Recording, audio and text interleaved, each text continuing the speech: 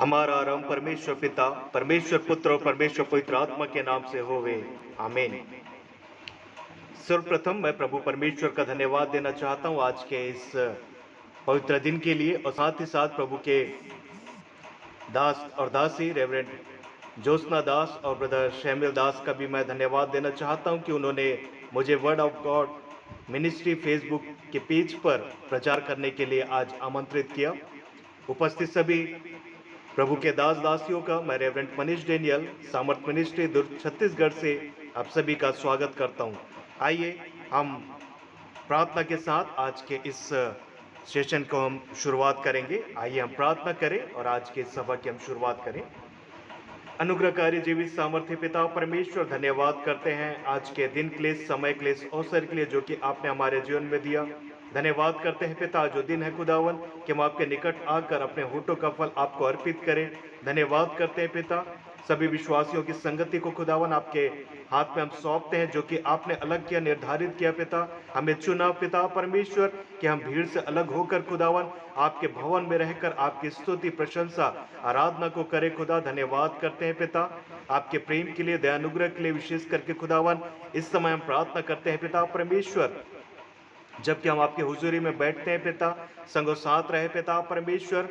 Word of God ministry को खुदावन आपके हाथ में हम सौंपते हैं पिता, अनुग्रह के साथ, जबकि खुदावन हम उनके इस फेसबुक पेज पर जितने भी परमेश्वर के दास दासी यहाँ पर उपस्थित हो सके, धन्यवाद करते हैं पिता। अनुग्रह के साथ खुदावन आप हमारे संगो साथ रहे पिता, आपकी उपस्थिति हमारे मध्य में पाए जाए खुदावन। जो भी हम स्तुति रूपी गीत गाते हैं और जो आज का वचन आप हमें देते हैं पिता, सारी बातों में खुदावन आप हमारी मदद अगुवाई करें कि ये वचन और ये समय खुदावन सबके लिए आशीष का कारण बने पिता परमेश्वर। धन्यवाद करते हैं पिता, आपने हमारी प्रार्थना को सुना। आपके प्रिय पुत्र प्रभु यीशु मसीह के नाम से इस दुआ को हम मांगते हैं, दया से सुने और कबूल करें।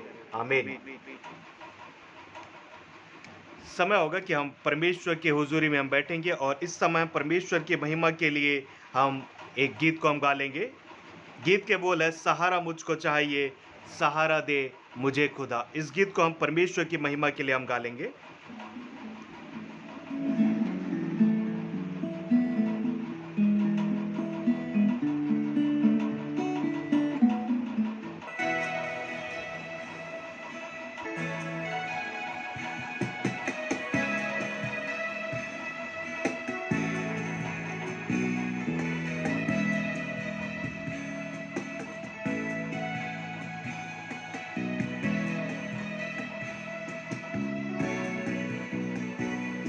सहारा मुझको चाहिए, सहारा दे मुझे खुदा।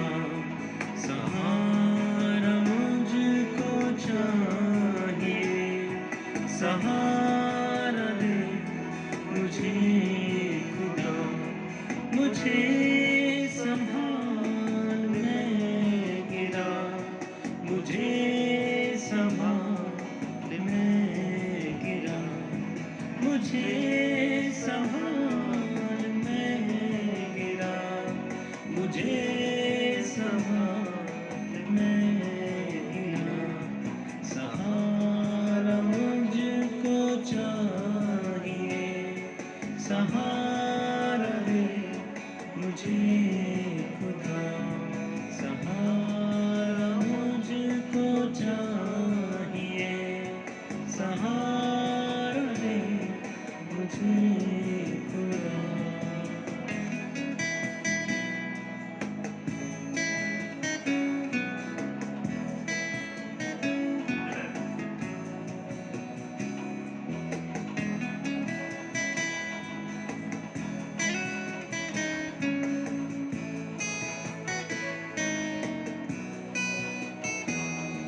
ये बोझ जो गुनाहों का मैं लेके आज चल रहा, उठाएगा अगर कोई, वो तू ही है मेरे खुदा।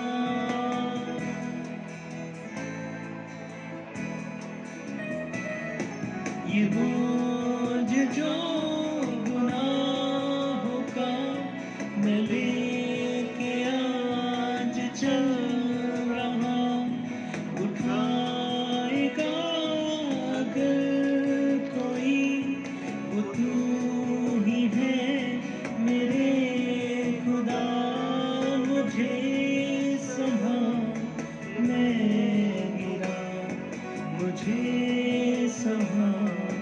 मैं गिरा, मुझे संभाल, मैं गिरा, मुझे संभाल, मैं गिरा। सहारा मुझको चाहिए, सहारा दे मुझे खुदा, सहारा मुझको चाहिए, सहारा दे मुझे खुदा।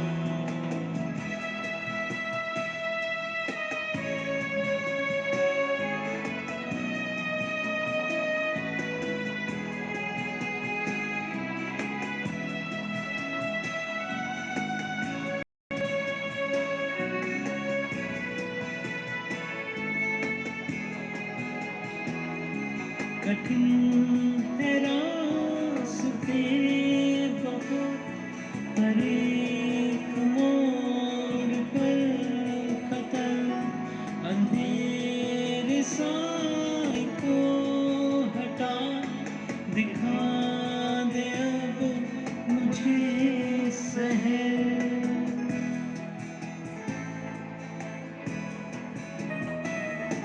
कठिन है रास्ते बहुत, हर एक मोड़ पर खतर, अंधेरे साए को हटा, दिखा दे अब मुझे शहर।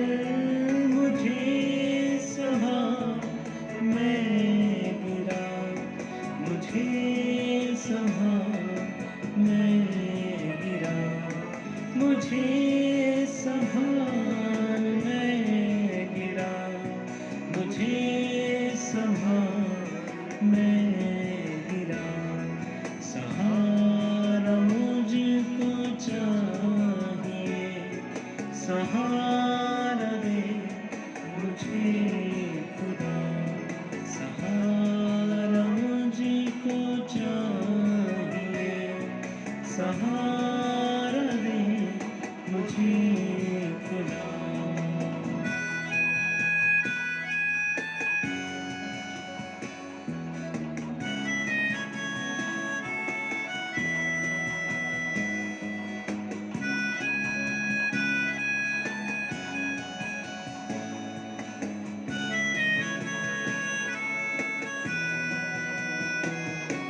जहाँ के रास्तों पे मैं अकेले चल न पाऊंगा, अगर जो चलना चाहूँ भी फिसल के गिर मैं जाऊंगा।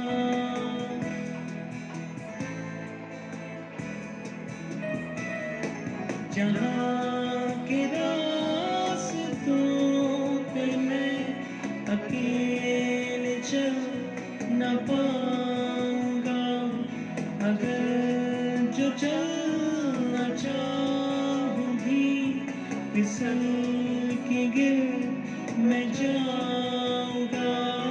मुझे संभाल, मैं गिरा, मुझे संभाल, मैं गिरा, मुझे संभाल, मैं गिरा, मुझे संभाल, मैं गिरा।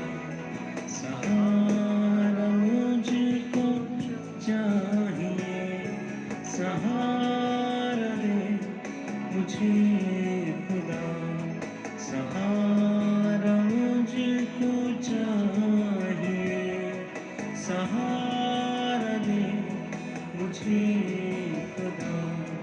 मुझे संभाल, मैं गिरा, मुझे संभाल, मैं गिरा, मुझे संभाल, मैं गिरा, मुझे संभाल, मैं गिरा। सहारा मुझको चाहिए, सहारा दे मुझे खुदा सहारा मुझको चाहिए, सहारा दे मुझे खुदा, सहारा दे मुझे खुदा, सहारा दे मुझे खुदा। हम परमेश्वर की उपस्थिति में इसी प्रकार बैठेंगे और इस समय हम प्रभु की महिमा के लिए एक और गीत हम गा लेंगे, तेरी आराधना करूं, तेरी आराधना करूं। इस गीत को भी हम प्रभु की महिमा के लिए हम गा लेंगे, जो कि बहुत हमारे चित परिचित का एक गीत है, तेरी आराधना करूं।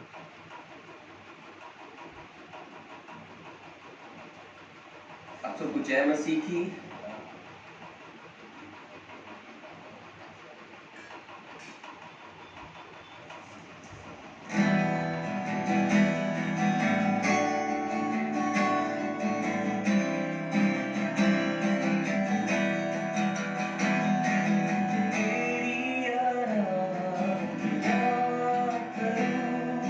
तेरी आराधना करूं, पाप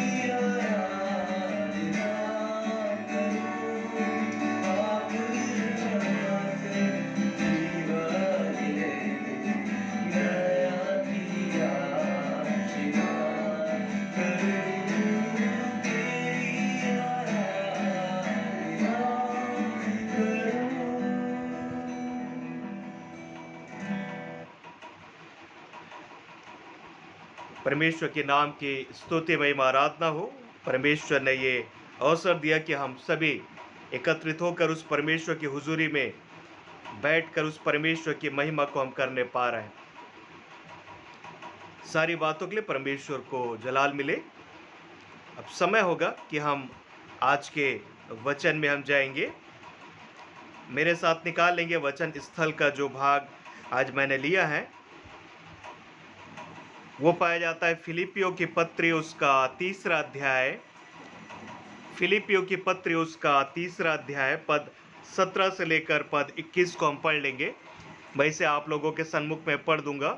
फिलिपियों की पत्री उसका 3रा अध्याय पद 17 से लेकर पद 21 यहाँ पर इस प्रकार से लिखा है।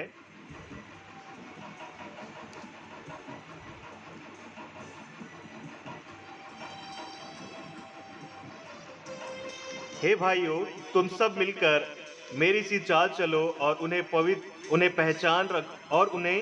पहचान रखो कि जिस रीति पर चलते हैं, जिसका उदाहरण तुम हम में पाते हो, क्योंकि बहुत से ऐसी चाल चलते हैं जिनकी चर्चा मैंने तुमसे बार बार की है और अब भी रोक रोक कर कहता हूँ कि वे अपनी चाल चलन से मसीह के क्रूस के बैरी हैं। उनका अंत विनाश है, उनका ईश्वर पेट है। वे अपनी लज्जा की बातों पर घमंड करते हैं और पृथ्वी की वस्तुओं पर मन लगाए रहते हैं। पर हमारा स्वदेश स्वर्ग पर है और हम एक उद्धारकर्ता प्रभु यीशु मसीह के वहां से आने की बाट जोर हैं। वह अपनी शक्ति के उस प्रभाव के अनुसार जिसके द्वारा वह सब वस्तुओं को अपने वश में कर सकता है, हमारी दीनहीन देह का रूप बदलकर अपनी महिमा की देह के अनुकूल बना देगा। परमेश्वर इस पढ़े गए वचन के द्वारा हम सभी को आशीष देवे। आज जो मैंने फिलिपियों की पत्री उसका 3रा अध्याय पद 17 से लेकर पद 21 जो हमने पढ़ा, उसे मैंने जो विषय दिया है कि मसीही विश्वासियों की चाल किस प्रकार से होनी चाहिए। आज हम देखते हैं कहीं पर भी हम जाते हैं तो लोग उनके कैरेक्टर, उनके बिहेवियर, उनके चाल चलन को देखते हैं कि किस प्रकार से उनका जीवन है, बोली है, व्यवहार है। खास करके जब हम बात करते हैं, हम अपने आप को परमेश्वर की संतान, हम मसीह कहलाते हैं, तो हमारा चाल चलन किस प्रकार से होना चाहिए, एक मसीहों का बोली व्यवहार किस प्रकार से होना चाहिए, हम कैसे दूसरों से अलग रह सकते हैं, इस पर आज हम विचार करेंगे। मसीह विश्वासी के चाल क्या होनी चाहिए। एक बहुत बड़े चर्च के वेदी की ओर एक खिड़की में रंग बिरंगे कांच लगे हुए थे। उस कांच में प्रभु यीशु मसीह के सभी शिष्यों की तस्वीरें बनी हुई थी। जब रविवार की सुबह रविवारी आराधना हो रही थी तो उस खिड़की पर से रोशनी आया करती थी, जिसे एक छोटा बालक ध्यान से देखा करता था। एक बार स्कूल में उस बच्चे से उसके टीचर ने पूछा कि प्रभु यीशु मसीह के चेले कौन थे, तो उस छोटे बच्चे ने अपने टीचर को उत्तर दिया, जिनसे रोशनी आती है वे प्रभु यीशु मसीह के शिष्य हैं। एक छोटा सा उदाहरण उसने बताया। जो वो देखा करता था कि चर्च परिसर में जो कांच लगा था रंग बिरंगा, उसमें प्रभु यीशु मसीह के शिष्य लोगों का जो पिक्चर बना हुआ था और वहां से जो रोशनी आया करता था, तो उस छोटे बच्चे ने आसानी से इस बात को बताया, समझाया कि प्रभु यीशु मसीह के चेले कौन हैं। तो उस छोटे बच्चे ने टीचर को उत्तर इसी प्रकार से दिया, जिनसे रोशनी आती है वे प्रभु यीशु मसीह के चेले हैं। कि आज हमारे जीवन से, बोली व्यवहार से रोशनी निकल रही है कि हम प्रभु के संतान कहलाते हैं, प्रभु पर विश्वास रखने वाले हम लोग हैं। हमें अपने आप को आज आंकने की आवश्यकता, हमें अपने आप को आज जांचने की आवश्यकता है मेरे प्रिय। वर्तमान समय में हर मसीही समाज को एक ऐसी स्थिति में हम देखते हैं कि जब उन पर ढेर सारे सवाल उठ खड़े होते हैं उठाए जाते हैं। सुसमाचार प्रचार का कार्य रुका हुआ सा लगता है। मसीह समाज के विश्वासियों के जीवन में आत्मिक और नैतिक पतन होते चले जा रहा है। सेवा का कार्य जिससे कभी मसीह समाज को पहचाना जाता था, पहले जैसी स्थिति आज नहीं पाई जाती। जो लोग बाइबल पढ़ते या थोड़ा बहुत मसीह शिक्षाओं के बारे में जानते हैं, वे कहते हैं, क्या यही मसीह लोगों की आज चाल चलन है? हम इस बात का इनकार नहीं कर सकते कि लोग हम में प्रभु यीशु मसीह को देखना चाहते हैं। उपवास, हम इस बात को जो देखते हैं कि विश्वासी इस बात को अनुसरण करता है कि किस प्रकार से हमारे जीवन के द्वारा परमेश्वर की छवि निकले उभरे।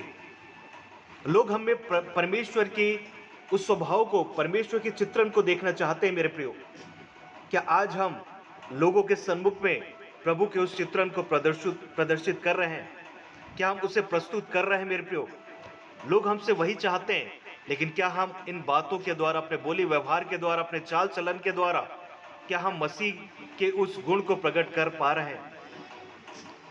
विश्वासियों को अपनी बुलाहट के अनुसार चलना चाहिए।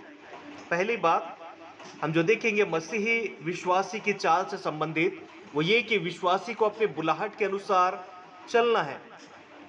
एक मसीह को अपने बुलाहट के अनुसार अवश्य रूप से चलने की आज आवश्यकता है। मेरे प्रियो, मसीह विश्वासी कलीसिया का एक सदस्य है। कलीसिया का अर्थ बुलाए गए या चुने हुए या अलग किए हुए लोग। कलीसिया एक खास मकसद के लिए बुलाई गई है। मेरे प्रियो, एफिसी 4 अध्याय पद 1 से लेकर पद 6 में यदि हम देखते हैं, वहां प्रेरित पौलुस इस बात को कहते हैं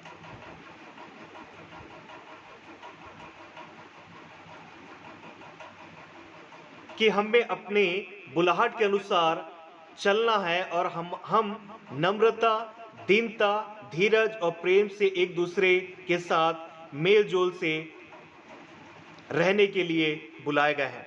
प्रेरित पौलुस यहाँ पर हमें इस प्रकार से कहता है, हमारी बुलाहट परमेश्वर के अनुसार है। जबकि हमारी बुलाहट परमेश्वर के अनुसार है, तो क्या हम नम्रता, दीनता, धीरज, प्रेम से एक दूसरे के साथ मेल जोल रख रहे हैं? क्या हमें इसलिए बुलाया गया है? जबकि हम इसलिए बुलाया गया है, तो हम क्या दूसरों के साथ हमारी संगति किस प्रकार से पाई जाती है? मेरे प्रियो, आज हम दूसरों के साथ किस प्रकार से मिल रहे हैं? हमारी बोली व्यवहार किस प्रकार से दूसरों के सम्मुख में है, मायने रखता है। मेरे प्रियो, हम आज कहां पर पाए जाते हैं? हमारी आज गिनती कहां पर होती है? हमारी बुलाहट हमारे ज्ञान, बल और बुद्धि के आधार पर नहीं हुई है। मेरे प्रियो, परंतु परमेश्वर ने हमें निर्बल, अज्ञानी और निर्बुद्धि जानकर हमें बुलाया है। पहला कुरिन्थियों का 2 अध्याय पद 26 से लेकर पद 28 में हमें प्राप्त होता है। हमें जो बुलाहट मिली है वो हमारे ज्ञान, बुद्धि, बल या हमारे रुतबे को देखकर नहीं हुई है, वरन हमारा जो बुलाहट है, जबकि हम निर्बल, हम अज्ञानी, निर्बुद्धि हैं, इसके अनुसार हमें बुलाया गया है। मेरे प्रियो, हम कई बार कई चीज़ों का घमंड करते हैं। संसार में रहते हैं तो हमारे अंदर कहीं ना कहीं कोई बात का घमंड होता है, लेकिन क्या हम मसीह पर घमंड करते हैं, जो कि हमारा मुख्य कारण है, मुख्य विषय होना चाहिए घमंड का। इसलिए घमंड के स्वभाव को दरकिनार हमें करने की आज आवश्यकता है। हमें नम्रता के साथ आज चलने की आज आवश्यकता है। मेरे प्रियो, और ऐसा जीवन हमें जीना है जो स्वयं एक जीता जागता सुसमाचार हो। 4 सुसमाचार की किताबें हैं, लेकिन 5वें सुसमाचार आप हैं। मेरे प्रियो, लोग वचन को बाद में, प्रभु को बाद में जाने, प्रभु को बाद में पहचानेंगे, लेकिन सबसे पहले वो आपको देखते हैं कि आप मसीह के पत्री हैं। तो किस प्रकार से उस पत्र में लिखी गई बातें हैं, उस पत्र में क्या क्या बातें लिखी गई हैं, जो कि हम दूसरों के लिए उदाहरण के रूप में हैं। हम चलते फिरते सुसमाचार एक पत्री है। मेरे प्रियो, ये पत्री लोग पढ़ते हैं, लोग देखते हैं, लोग अनुसरण करने का प्रयास करते हैं।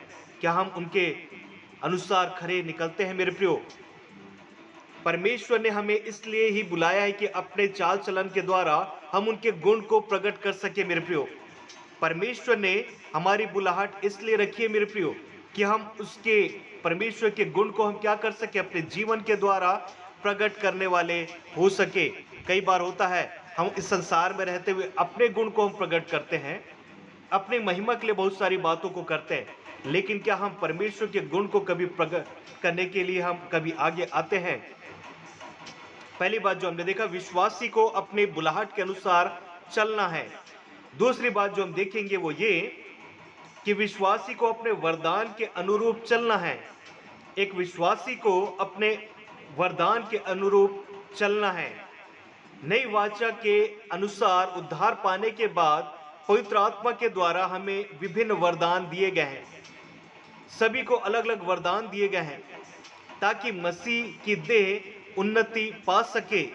मसीह की देह हमारे इस संसार में रहते हुए उन्नति पा सके मेरे प्रियो। परमेश्वर की आज्ञा मानने और उनकी इच्छा पूर्ण करने के लिए पवित्र आत्मा हमें लगातार हमें अपने वरदानों की अगुवाई करता है। हमें पवित्र आत्मा इसलिए दिया गया मेरे प्रियो कि वो हमेशा लगातार इस प्रयास पर रहता है कि हम वरदानों की अगुवाई के अनुसार चलने वाले हो सके, जिसलिए हम बुलाए भी गए हैं। पवित्र आत्मा चाहता है कि जो वरदान हमें दिए गए हैं उसी के अनुसार हम चले। हम अपने अनुसार नहीं, अपने बुद्धि के अनुसार नहीं, अपने मन के अनुसार नहीं, वरन पवित्र आत्मा चाहता है कि जो वरदान हमें मिला है उसके अनुसार हम चले, ताकि उसके द्वारा परमेश्वर की महिमा हो सके मेरे प्रियो। आज मसीहियों की यही समस्या है कि वरदानों का अर्थ और उनका उद्देश्य समझते नहीं है। विश्वासियों का ज्यादा ध्यान चंगाई, अन्य भाषा, भविष्यवाणी करना, चिन्ह और चमत्कार जैसी बातों की ओर लगता चला जा रहा है, जिसके वजह से मसीह के देह अर्थात कलीसिया में बहुत गड़बड़ियां आरंभ होती चली जा रही है। हमें अपने अपने वरदानों के अनुसार चलने की आज आवश्यकता है ताकि प्रभु का कार्य अच्छे से हम कर सके। पहुनाई करना, दया करना, प्रेम करना भी पवित्र आत्मा के दान वरदान में शुमार होते हैं मेरे प्रियो। जबकि ये हमें इसलिए दिए गए हैं तो अवश्य रूप से इसमें कोई प्रतियोगिता नहीं होनी चाहिए। आज हम यही बात को देखते हैं, एक कलीसिया दूसरे कलीसिया, एक विश्वासी दूसरे विश्वासियों के जीवन में प्रतियोगिता सी चल रही है। हमें वरदान प्रतियोगिता करने के लिए नहीं, वरन परमेश्वर की महिमा के लिए दिए गए हैं मेरे प्रियो। इफिसी उसका 4 अध्याय पद 7 से लेकर पद 11 को पढ़ते हैं तो हमें स्मरण कराता है ये वचन कि प्रभु ने हमें सेवकाई भी अपने अपने वरदानों के अनुसार अलग अलग सौंपी है, ताकि सभी सेवकाई अच्छे से हो और प्रभु की कलीसिया बढ़ती जाए। प्रभु की सेवकाई में कंपटीशन नहीं होना चाहिए मेरे प्रियो, कोई प्रतियोगिता नहीं होनी चाहिए, वरन हमें इसलिए अलग अलग दान वरदान दिए हैं ताकि हम उसके द्वारा कलीसिया की बढ़ती करते जाएं, परमेश्वर की महिमा अपने जीवन के द्वारा करने वाले हो सके। हमें अपने वरदानों के प्रति लापरवाह निश्चित नहीं होना है मेरे प्रियो, वरन उस वरदान को हमें पहचानना है और उसकी इज्जत करनी है मेरे प्रियो। हमें इन वरदानों के द्वारा वचन, चाल चलन, प्रेम, विश्वास, नम्रता और संयम और अन्य लोगों के लिए आदर्श बनने के लिए परमेश्वर का वचन 1 तिमुथी 4 के पद 12 के अनुसार कहता है। जबकि परमेश्वर का वचन हमें आह्वान करता है इस बात के लिए, तो हम क्या दूसरों के लिए आदर्श बन रहे हैं? हमें अपने वरदानों को प्रभु की सेवा में उपयोग में लाना है मेरे प्रियो, और परमेश्वर के वचन को पढ़ते, प्रार्थना करते हुए इसे हमें चमका देना है। दिन प्रतिदिन हमें चमकाना है मेरे प्रियो अपने आप को, ताकि लोग उस चमक को देख सके, उस ज्योति को देख सके जो कि हम परमेश्वर के संतान कहलाते हैं। हम अपने आप को ज्योति की संतान कहते हैं, जो कि प्रभु यीशु मसीह स्वयं इस संसार के लिए ज्योति है, और हम उसके संतान हैं, तो अवश्य रूप से हमारे भी जीवन से ज्योति जो कि परमेश्वर के द्वारा है वो दूसरों तक पहुंच सके मेरे प्रियो। तीसरी बात जो हम देखते हैं विश्वासी को अन्य जातियों से भिन्न चलना है। विश्वासी को अन्य जातियों से भिन्न चलना है। प्रभु यीशु मसीह पर विश्वास करने वालों के द्वारा हमारा नया जन्म हुआ है और हम नई सृष्टि बन चुके हैं। दूसरा कुरिन्थी 5:17 के अनुसार, सो जो मसीह यीशु में वो नई सृष्टि है, पुरानी बातें बीत गई, देखो सब नई हो गई। पुरानी सारी बातें मिटती चली जाएंगी मेरे प्रियो। यदि आप मसीहत में आ पाते हैं, पुरानी सारी बातें तिल तिल करके आपके जीवन से निकलती चली जाएगी और आप नई सृष्टि बनते हैं मेरे प्रियो। और इसलिए हमारी बुद्धि के नए हो जाने से हमारा चाल चलन भी बदलता जाए। रोमी उसका 12 के पद 1 के अनुसार, चूंकि हम एक चुना हुआ वंश है, नए परिवार के लोगों के समान हमारी गिनती होती है, तो अवश्य रूप से उन सारे बातों को हमें अपने जीवन से प्रकट करने की आज आवश्यकता है। उस नए परिवार के लोगों के समान हमें चलना है और हमें पापी अन्य जाति के समान नहीं, वरन हमें उनसे दूर रहने की आज आवश्यकता है मेरे प्रियो। हमें उनसे दूर रहने की आवश्यकता है, उनके समान नहीं, लेकिन हमें अपने चाल चरित्र को परमेश्वर के समान बनाकर रखना है।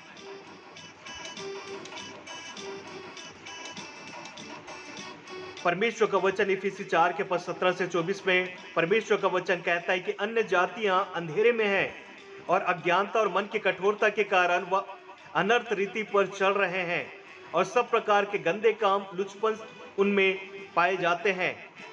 एक क्रिश्चियन होने के कारण हमें अन्य जातियों के जैसे नहीं चलना है। अविश्वासियों के साथ हमारी संगति कभी मेल नहीं खा सकती मेरे प्रियो। उनसे हमारा कोई रिश्ता नहीं हो सकता जिससे हमारा पारिवारिक और नैतिक जीवन खराब हो जाए। हम ऐसे रिश्तों से दूर हो जाए मेरे प्रियो। पुराने नियम और नए नियम में भी अन्य जाति विवाह को मना किया गया है, वह इसलिए कि हम उनकी सी चाल न चल सके। आज हम कई बार हम देखते हैं किस प्रकार से मसीह का बलियाल के साथ, ज्योति का अंधकार के साथ क्या संगति, क्या मेलजोल परमेश्वर का वचन हमें हमेशा अवगत कराता है। हम उनसे परे रहें, उनकी संगति से हम दूर पाए जाए मेरे प्रियो, ये परमेश्वर का कलाम हमें कहता है। इसका यह अर्थ है कि हमें अन्य जातियों को बिल्कुल पसंद नहीं करना। इसका अर्थ यह नहीं है मेरे प्रियो। इसका अर्थ यह है कि उनके जैसा हमें नहीं बनना है, वरन हमें प्रभु परमेश्वर के अनुसार बनने की आज आवश्यकता है। अर्थात अपने चाल चलन के द्वारा उनको सिखाना है कि वो किस प्रकार अनर्थ रीति से के अनुसार चल रहे हैं। उनके बीच हमारा चाल चलन भला और अच्छा होना चाहिए कि पहले जिन बातों के कारण वे हमें बदनाम किया करते थे, पर अब हमारे अच्छे चाल चलन और हमारे भले काम के द्वारा परमेश्वर की महिमा करने वाले हो सके। कई बार ऐसे चाल चलन के द्वारा अन्य जाति भी प्रभु यीशु मसीह पर विश्वास करने वाले बन जाते हैं मेरे प्रियो। कई बार इस गुण, इस स्वभाव को देखकर कई अन्य जाति के लोग परमेश्वर के पास आ जाते हैं मेरे प्रियो। आज हम किस चाल चलन के अनुसार हम चल रहे हैं। चौथी बात जो हम देखते हैं एक मसीह विश्वासी की चाल से संबंधित, कि विश्वासी को पुराने मनुष्यत्व को उतार कर चलना है।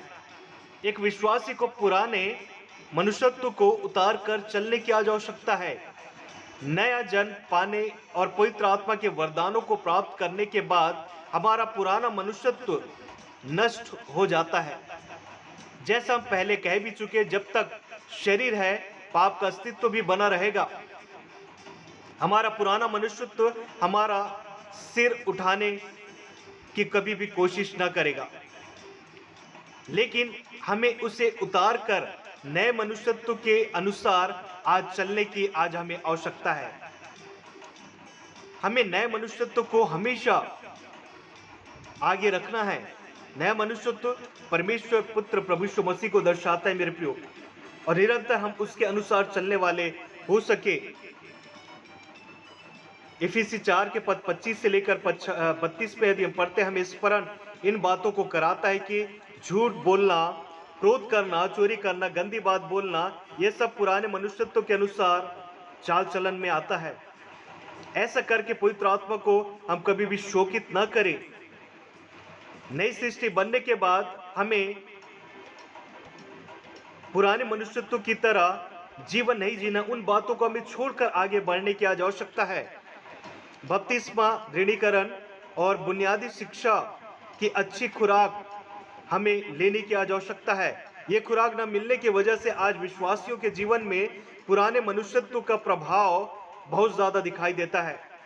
हमें नए मनुष्यत्व के स्वभाव में बढ़ने के लिए हर तरह के संभव प्रयास करने की आज आवश्यकता है।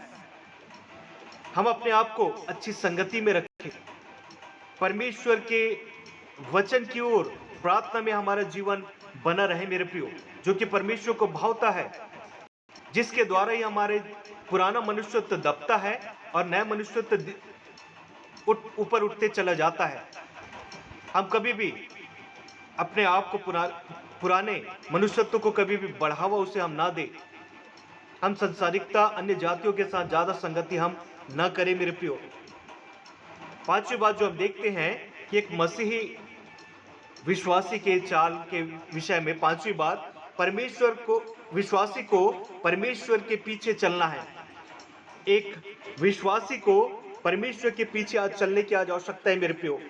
एक अच्छे जीवन, कार्य और चाल चलन के लिए परमेश्वर हमारा एक आदर्श है। हमें परमेश्वर की तरफ बनना और चलना है मेरे प्रियो। प्रेम पूर्वक बलिदान हमारे प्रभु यीशु मसीह का एक गुण है।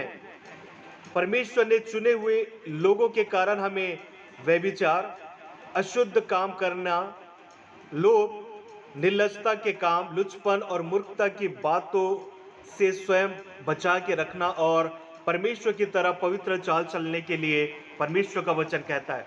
स्वयं परमेश्वर इस बात को कहते हैं, जैसा मैं पवित्र हूं वैसा तुम भी पवित्र बनो।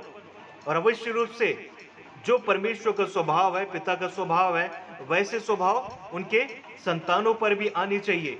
यदि पिता का स्वभाव पवित्र है, प्रेम है, सारे आत्मा के फलों से बातें जो लिखी गई वो सारे स्वभाव पाए जाते हैं, तो अवश्य रूप से उनके संतानों में भी वो सारी बातें अवश्य रूप से पाई जाएंगी मेरे प्रियो। छठवीं बात जो हम देखते हैं मसीह विश्वासी के चाल से संबंधित, विश्वासी को ज्योति की संतान की तरह चलना है। विश्वासी को ज्योति की संतान के समान चलना है।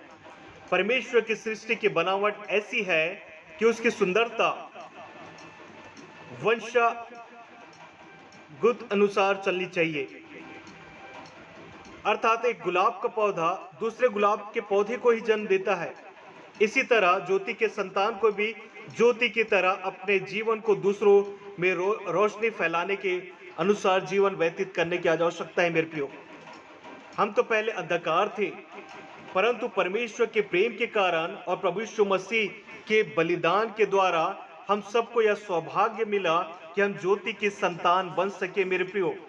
इसलिए अब हमें अंधकार के कामों में अर्थात बुरे कामों में सहभागिता नहीं रखना है, वरन हमें ज्योति के नाई, ज्योति के संतान के नए अपने परमेश्वर के गुण को अपने जीवन के द्वारा फैलाना है।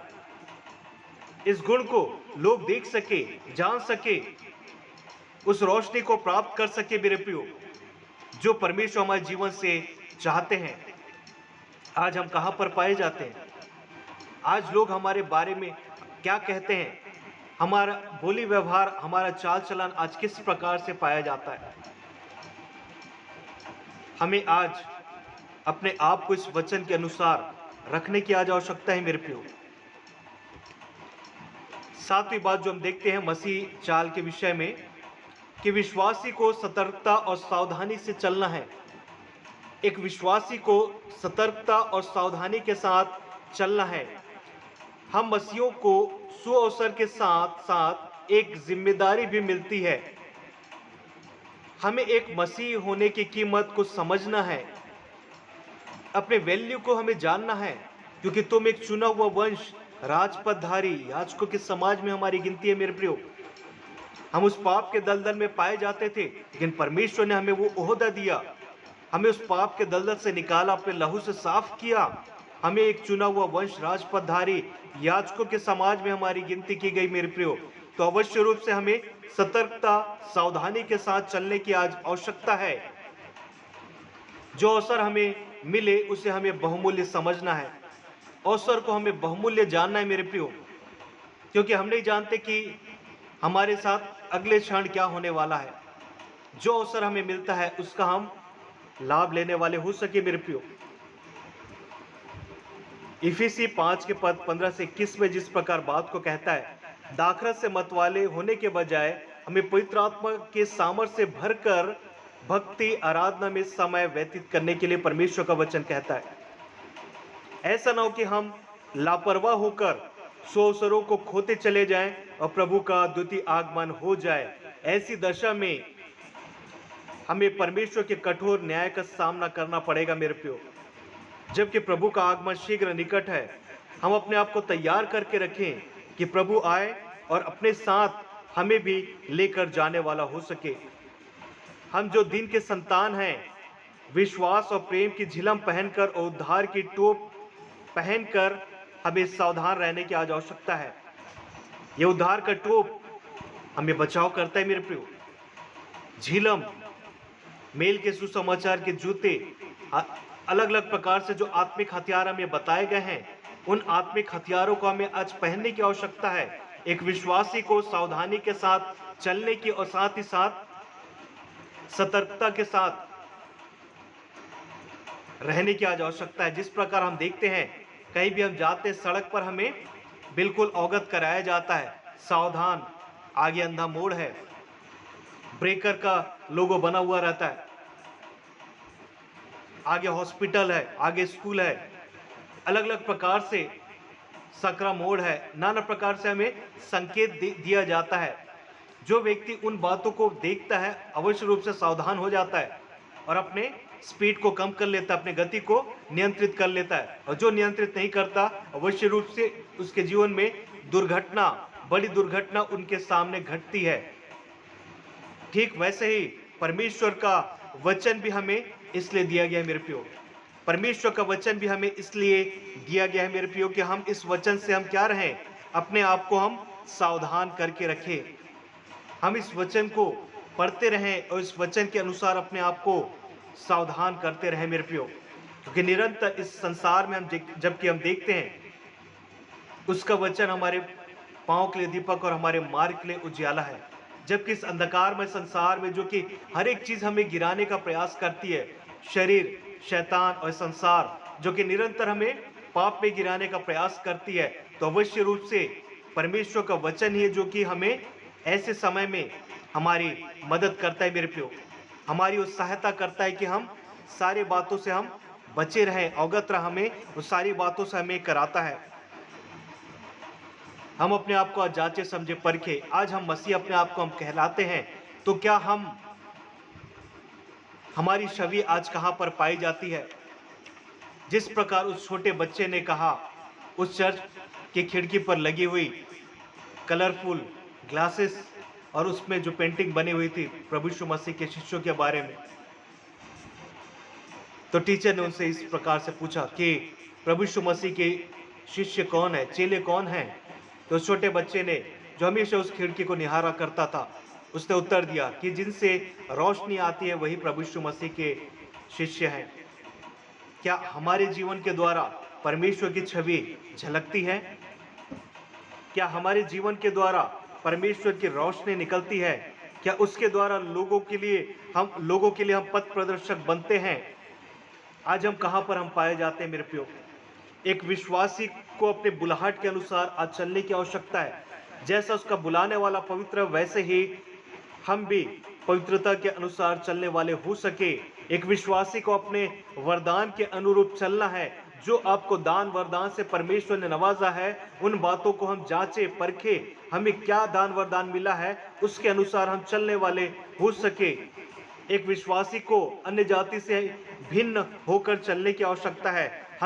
हम उनके अनुरूप ना चले, वरन हम मसीह के अनुरूप चले, ताकि लोग हमें देखकर अनुसरण करें और सच्चे परमेश्वर के पास हम उन्हें लाने वाले हो सके। एक विश्वासी को पुराने मनुष्यत्व को उतार कर चलने की आज आवश्यकता है। नए मनुष्यत्व को पहनकर आगे बढ़ने की आज आवश्यकता है। कई बार होता है शैतान हमारे पुराने मनुष्यत्व को निरंतर टारगेट बनाता है। लोगों का ध्यान पुराने मनुष्यत्व पर बहुत होता है। ये देख, ये किस प्रकार से आज बातों को कह रहा है, कल तो ये अपशब्द कहा करता था, कल तक तो इसका जीवन किस प्रकार से संसारिकता का था। लेकिन मेरे प्रियो, हम कभी भी हताश निराश ना हो। इस पुराने मनुष्यत्व को हमेशा हम दबा कर रखें और नए मनुष्यत्व को बढ़ाने के लिए परमेश्वर की संगति में हम जाएं, वचन को हम पढ़ते रहें, संगति प्रार्थना में हमारा जीवन हो, तब हमारे मनुष्यत्व को, नए मनुष्यत्व को बढ़ावा मिलते चला जाएगा और पुराने मनुष्यत्व को निरंतर दबाते चला जाएगा। एक विश्वासी को परमेश्वर के पीछे आज चलने की आवश्यकता है। एक मसीह विश्वासी की चाल के विषय में हम जो बात को देख रहे हैं वो ये कि एक विश्वासी को परमेश्वर के पीछे चलना है। हम संसार में देखते हैं बहुत से लोगों का फॉलो करते हैं, लेकिन क्या हम परमेश्वर को फॉलो करते हैं? यदि हम परमेश्वर के पीछे चलते हैं तो अवश्य रूप से हमें वो अनंत जीवन मिलेगा। इस संसार में रहते हुए भले हमें दुख कष्ट परेशानी तो होगी, लेकिन हमें अंत में जय प्राप्त होगा। मेरे प्रियो, एक विश्वासी को ज्योति के संतान की तरह चलना है, जबकि परमेश्वर जो कि हमारा बुलाने वाला पवित्र है, स्वयं ज्योति है, तो हमें उसके अनुसार चलने की आज आवश्यकता है। हम देखते हैं कि किस प्रकार से अंधकार में बहुत से गलत काम होते हैं। हर 2 नंबर के जो काम है, गलत काम जो है, रात के अंधेरे में उसे अंजाम दिया जाता है। क्यों? क्योंकि अंधकार इस बात को बताता है कि गलत काम, और परमेश्वर ने सृष्टि को बनाया, रचा। किस प्रकार से वचन कहता है कि पृथ्वी बेडोल और सुनसान पड़ी थी और गहरे जल के ऊपर परमेश्वर का आत्मा मंडराता था। तब परमेश्वर ने कहा उजियाला हो, तो उजियाला हो गया। परमेश्वर ने अंधकार को नहीं बनाया। लेकिन हम क्या देखते हैं, जबकि शैतान, उसके दूत गिराए गए तो सारे बातों को अंधकार में कर दिए। इसलिए परमेश्वर ने अंधकार को ज्योति से अलग किया। हम देखते हैं कि यहाँ पर इस समय जिस प्रकार रोशनी है, जहाँ पर अंधकार का कोई काम नहीं, लेकिन इस रोशनी को हम हटा दे तो अपने आप यहाँ पर अंधकार आ जाएगा। हम देखते हैं कि रात के अंधेरे में रात में अगर लाइट गोल हो जाए तो किस प्रकार से हमारा घर जो चित परिचित का है, बिल्कुल हमें ज्ञात है, लेकिन जब हम रात में अचानक उठते हैं, हमारी नींद खुलती है, सब जगह हम अंधकार को देखते हैं, हमें बिल्कुल समझ नहीं आएगा।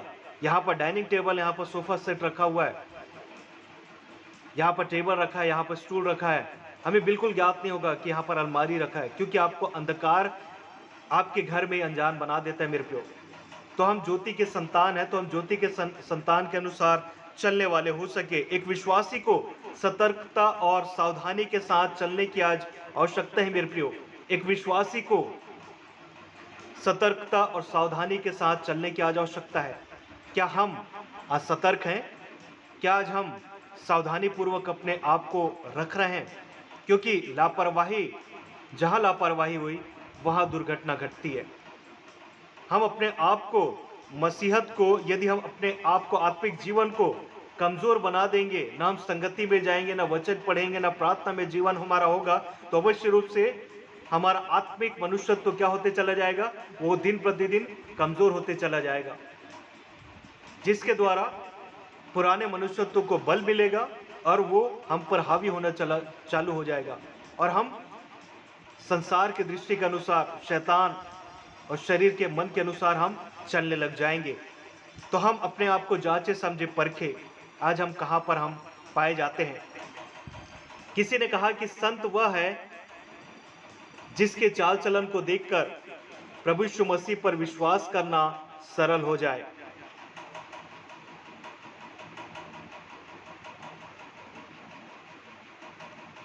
किसी ने कहा कि संत वह है जिसके चाल चलन को देखकर प्रभु यीशु मसीह पर विश्वास करना सरल हो जाए।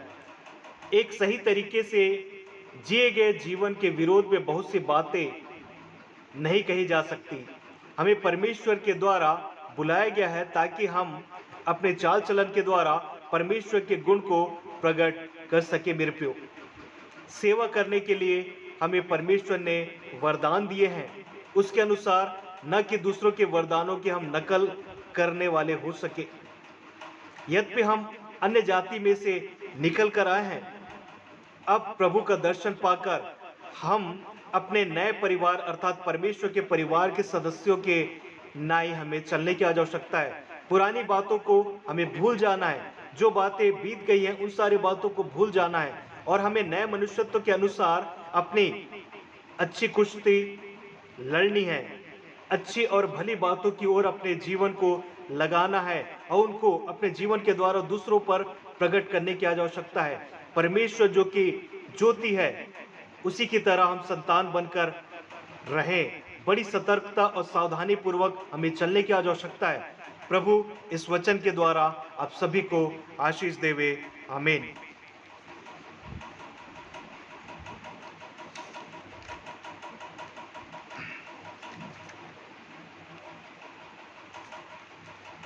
समय होगा कि हम अंतिम प्रार्थना कर लेंगे। अंतिम प्रार्थना करने के पश्चात हम प्रभु की प्रार्थना और अंतिम आशीष ग्रहण करके इस सेशन को हम यहीं पर हम समाप्त करेंगे। आइए हम प्रार्थना करेंगे। अनुग्रहकारी जीवित सामर्थ्य पिता परमेश्वर, एक बार फिर से हम आपके निकट हम आते हैं। धन्यवाद करते हैं पिता परमेश्वर आपके प्रेम के लिए, दया अनुग्रह के लिए खुदावन कि आपने हमें जीवन दिया जो कि बहुतायत का जीवन है। पिता परमेश्वर धन्यवाद करते हैं पिता आपके हुजूरी के लिए, आपके प्रेम के लिए। पिता परमेश्वर विशेष करके खुदावन इस समय जबकि हम खुदावन word of God ministry page पर, फेसबुक पेज पर हम जुड़ सके पिता परमेश्वर, धन्यवाद करते हैं पिता।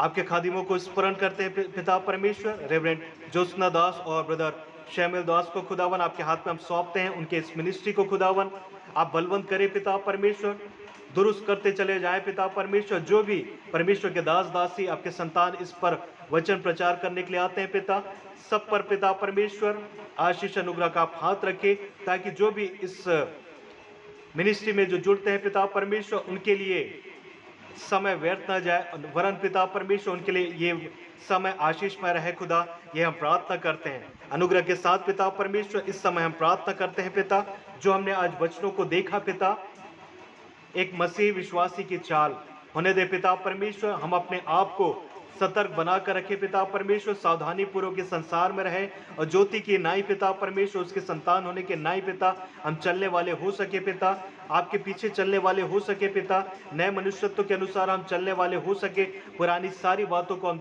छोड़कर आगे चलने वाले हो सके। क्योंकि खुदावन लोग हमारे बोली व्यवहार चाल चरित्र को देखते हैं पिता और उसके द्वारा आपको पहचानते हैं पिता परमेश्वर। अनुग्रह के साथ पिता इस सेशन को आपके हाथ में हम सौंपते हैं, धन्यवाद करते हैं पिता। इस सेशन में शुरुआत से लेकर अंत तक खुदावन आपने मदद अगुवाई किया पिता परमेश्वर। जितने भी सेशन में जुड़े पिता, सब पर इस वचन की आशीष उन पर पहुंचाए खुदावन, हम यही प्रार्थना करते हैं, धन्यवाद करते हैं पिता परमेश्वर। आपने हमारी प्रार्थना को सुना, आपके प्रिय पुत्र प्रभु यीशु मसीह के नाम से इस दुआ को हम मांगते हैं, दया से सुने और कबूल करे, आमीन। हे हमारे पिता, तू जो स्वर्ग में है, तेरा नाम पवित्र माना जाए, तेरा राज्य आवे, तेरी इच्छा जैसे स्वर्ग में पूरी होती है वैसे इस पृथ्वी पर भी हो। हमारे दिन भर की रोटी आज हमें दे, और जैसे हमने अपने अपराधियों को क्षमा किया है वैसे ही तो हमारे अपराधों को क्षमा कर। हमें परीक्षा में न ला, परंतु बुराई से बचा, क्योंकि राज्य, पराक्रम और महिमा सदा तेरे हो, आमीन। आशीष ग्रहण करेंगे। अब हमारे परमेश्वर पिता का प्रेम, प्रभु यीशु मसीह का अनुग्रह और पवित्र आत्मा की संगति, सहभागिता उपस्थित सभी लोगों के साथ, उनके परिवारों के साथ अब से लेकर सदा सर्वदा तक बनी रहे, आमीन।